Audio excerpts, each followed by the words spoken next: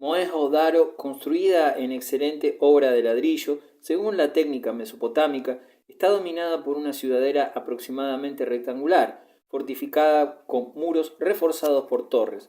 Por lo general, los edificios de este recinto distribuyen sus estancias alrededor de un patio cuadrangular y los muros de ladrillo se combinan con pilares envigados y techos de madera.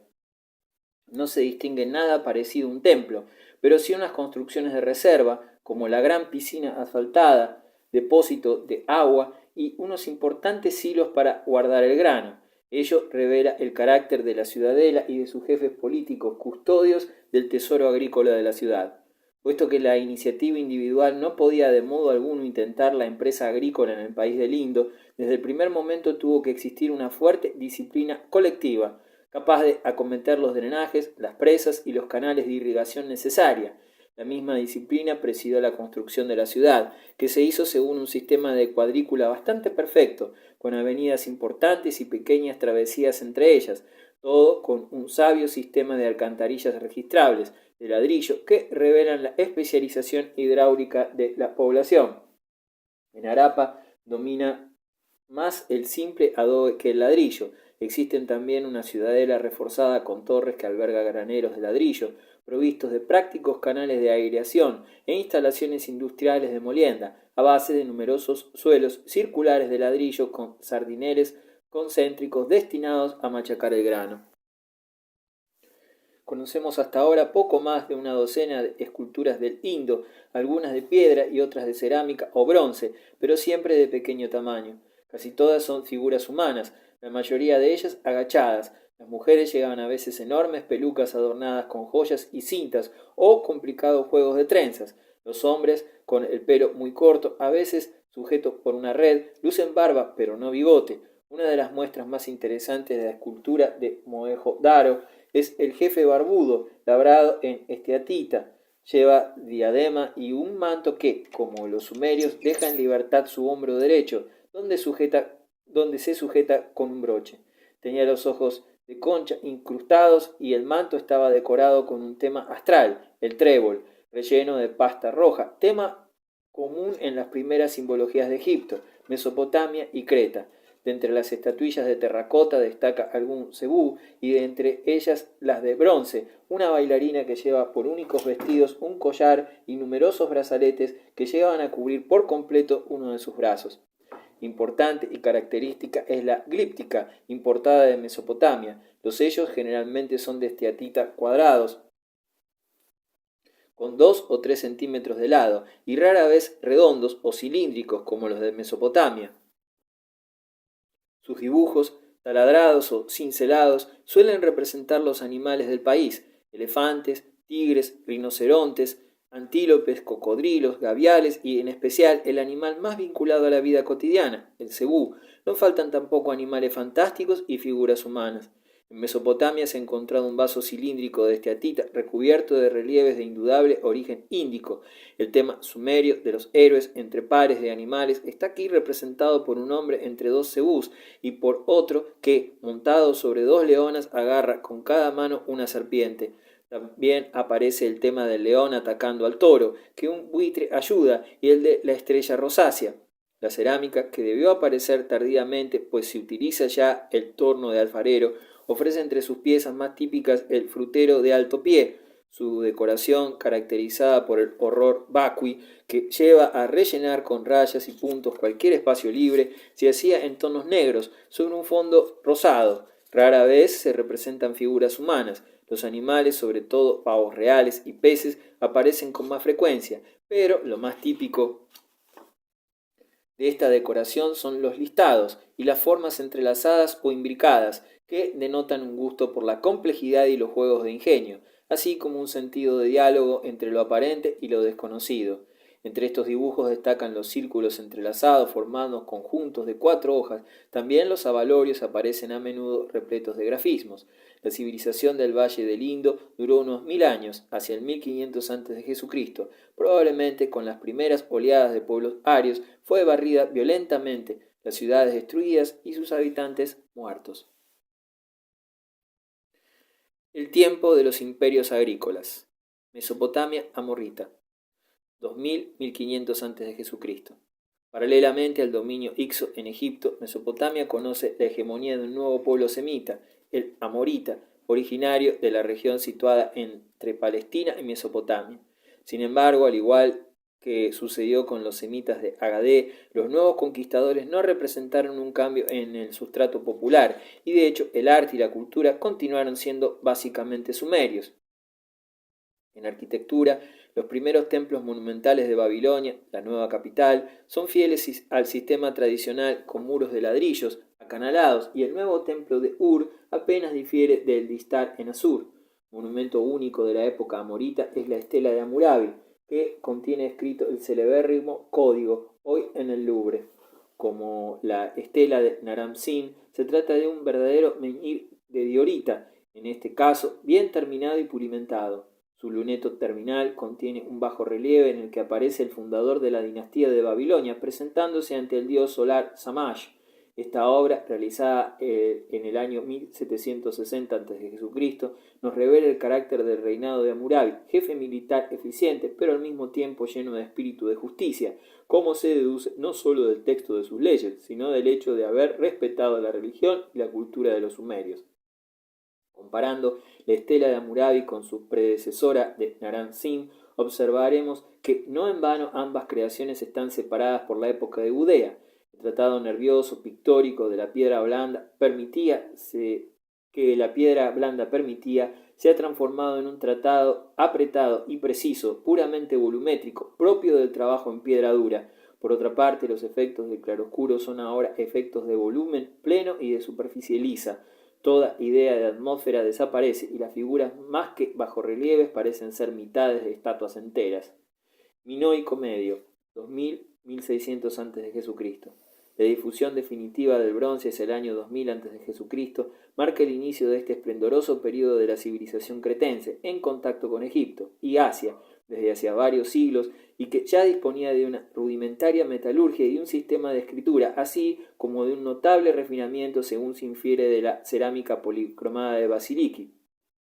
A partir del año 2000 se desarrolla bruscamente en Creta una arquitectura pétrea, cuya manifestación más típica y reveladora del carácter comercial, no militar y libre de esta civilización no fueron los templos, sino los palacios reales, o de personajes opulentos, como los de Cnosos, Phaistos y Malia. El hecho de que estos palacios se edificaran preferentemente en lugares elevados no significa que se tratara de verdaderas fortalezas, pues carecían de fortificaciones. En realidad, dicho emplazamiento venía motivado por razones hedonistas o de ostentación. Emplazado en una elevación, el edificio gozaba de hermosas vistas y al mismo tiempo podía ser contemplado desde muy lejos. Por otra parte, los complicados sistemas laberínticos, más que una defensa de tipo militar, revelan un ingenioso recurso para evitar las incursiones de los ladrones. Aunque algunos de estos palacios constan únicamente de planta baja, la mayoría posee uno o dos pisos, con paredes estucadas, de preferencia de color rojo, y el suelo cubierto con losas de piedra. Existen numerosas ventanas. La cubierta exterior del techo suele ser accesible a modo de terraza, al igual que en los palacios mesopotámicos y posiblemente también en las residencias egipcias, que solo conocemos por sus versiones fúnebres. Las salas importantes tienen acceso por su eje más corto. Por lo general, en los pórticos se alzan dos columnas entre antas que, aunque a veces pueden ser tres, formando cuatro vanos. El tipo de columna empleado es muy característico, con el fuste de madera más ancho en la parte superior que en la inferior, a modo de cono invertido. El fuste se apoya en el suelo a través de una losa o plinto, y por arriba recibe las jacenas o arquitraves merced a un capitel formado por un equino y una losa superior, o ábaco, semejante al de los capiteles protodóricos egipcios. Al igual que los muros, estas columnas solían estar pintadas de rojo. En los palacios de Cnosos y Phaistos se han conservado unas construcciones destinadas probablemente a representaciones teatrales, ceremonias y danzas con espectadores. Consisten en áreas rectangulares enlosadas con piedra y rodeadas por graderías en algunos de sus lados. El palacio campestre de Aiga Tríada y las casas señoriales de las ciudades de Gurnia y Nirukani, Lisos y Amnisos, obedecen a la tipología descrita, pero ninguno de estos edificios iguala en importancia al que debió ser el Palacio Real de Cnosos, vasta construcción cuadrada de 150 metros de lado. Poseía dependencias para artesanos y servidores, así como cuartos de baño y retretes. En la sala del trono aparece un sillón de piedra flanqueado por bancos de piedra y por una piscina con escalera de descenso. Empotrados en el suelo de pasillos y almacenes se han encontrado cofres de piedra, a veces forrados de plomo, destinados a guardar los más diversos objetos. Donde mejor se han estudiado las casas particulares es en Gurnia, la única ciudad cretense de la época completamente excavada. Situadas a lo largo de estrechas calles, constan de una o varias habitaciones y a veces de 2 o 3 pisos unidos por escaleras. Muy a menudo su parte baja es de mampuesto y la parte alta de adobe, rellenando un entramado de madera que en ocasiones se recubre de azulejos. La escultura que se conserva del minoico medio está constituida por las figurillas de Petsofa, una cerámica pintada, el hacha de esquisto esculpida encontrada en Malia, los pequeños relieves recortados de cerámica representando animales, conchas o trajes, posiblemente exvotos, y las deliciosas figurillas de sacerdotisas, también en cerámica. De las colecciones de animales, entre las que no faltan peces, las obras más deliciosas son los relieves que representan cabras salvajes, solas o con sus crías. Se trata de una cerámica de color de arena clara, matizada con delicadas pinceladas pardas que busca la suavidad, los perfiles ondulantes y el encadenado de los movimientos, tres rasgos típicos del estilo cretense, junto con su gusto por la visión de la naturaleza sin deformaciones mágicas.